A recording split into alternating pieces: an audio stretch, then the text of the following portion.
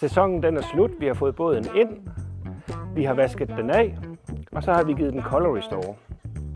Og en af de store fordele ved at bruge Color Restore er, at det ikke er et slibemiddel.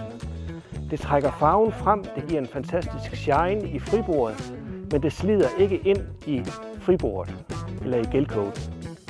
Det foregår på den måde, at vi smører det på, og så efterpolerer man. I en båd på den her størrelse, det tager cirka en time, og det blandt andet gør, det er, at det hiver farven frem.